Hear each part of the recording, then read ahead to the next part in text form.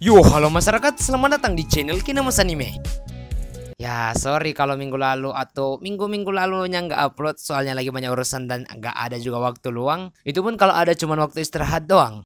Oke, berhubung anime Mushoku Tensei akan tayang di musim ini, mending sekalian admin bahas salah satu karakter sampingan atau karakter pembantu karakter utama, yaitu Eris Boris Greirat.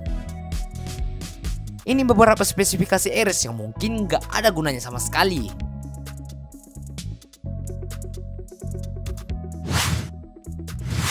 Di fakta menarik yang pertama, tololnya murni pemberian Tuhan. Oke, ini sudah pasti merupakan salah satu fakta yang sudah jelas dan tidak bisa dibantah oleh siapapun itu. Mau lu fansnya Eris, kayak like novel reader, atau anime enjoyer, ya sama aja tetap nggak bisa dibantah. Ya soalnya gimana ya, Eris itu orangnya kepala batu, baperan, dan cuman isi kepalanya cuman otot doang anjing, kayak gile nih. Ya tapi kalau gilenya sih masih wajar-wajar dikit lah. Lah tapi ini udah tolol, goblok, kepala batu, kelebihannya cuma OP doang anjing. Oke, kalau mau ditanya seberapa tolol nih karakter, udah jelas jantannya gua. Udah diajarin tambah-tambah kali membaca, ngurang bagi sama Rudeus, masih aja nggak paham.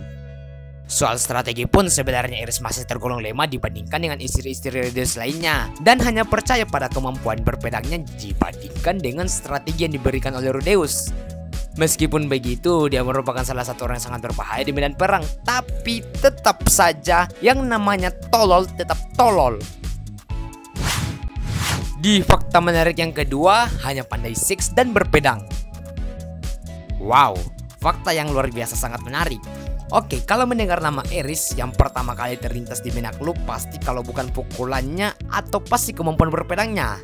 Hal ini memang wajar sebagai salah satu orang yang memegang gelar Raja Pedang. Tapi berbeda dengan kehebatannya di atas kasur. Jika dibandingkan dengan istri-istri Rudeus yang lainnya atau bahkan Gilene, hanya ia yang bisa bertahan dan bahkan bisa mengalahkan laki-laki di atas kasur. Mulai dari kemampuan stamina lah, kekuatan, dan lain-lain. Rudeus yang sangat terkenal sangian itu bahkan bisa kalah loh sama Eris. Udah mana lagi dia satu-satunya istri Rudeus yang punya OP paling besar di antara yang lainnya.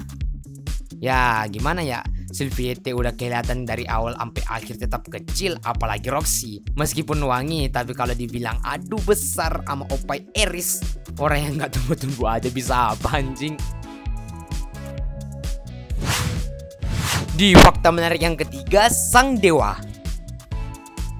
Dewa ya, padahal julukannya cuma Raja Pedang, malah kesasar jadi Dewa Pedang.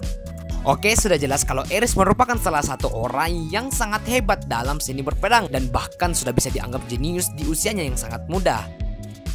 Jika mau dibahas mengapa dan alasan kenapa Eris bisa dikatakan dewa, jawabannya simple. Bukan karena kemampuannya, bukan juga karena jago nge-seks, tapi itu adalah salah satu sebutan Rudeus.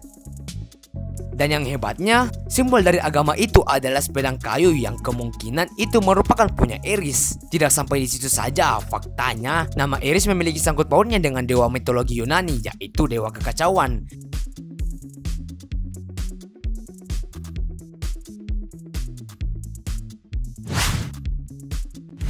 Di fakta menarik yang keempat, kemiripannya dengan Paul Greirat.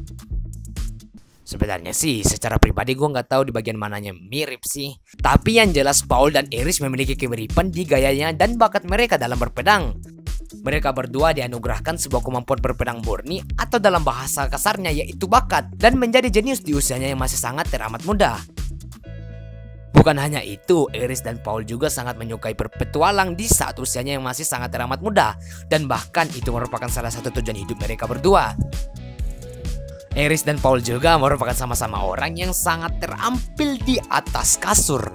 Mau gimana lagi, mereka berdua sangat hebat dan tidak terkalahkan di atas kasur. Mau Paul versus Gilene atau Eris versus Rudeus, kalau udah di atas kasur pasti mereka yang menang antara Paul atau Eris. Yang menjadi pertanyaan gua, gimana kalau mereka berdua yang bertarung antara Eris lawan Paul? Nggak selesai-selesai gitu ceritanya? Dan persamaan terakhir sekaligus yang mengandung spoiler, yaitu mereka berdua berani melepas gelar bangsawannya demi suatu hal yang sangat penting dalam hidupnya. Admin gak akan jelasin secara rinci, tapi yang jelas di ending nanti atau di pertengahan story nanti, Eris akan melepas gelar bangsawannya sebagai Greirat dan melakukan hidup biasanya layaknya manusia biasanya. Kalau gua pribadi sih ngapain dilepas, Cok? Padahal udah keren gitu, bangsawan. Wih. Kina musa bangsawan anjing.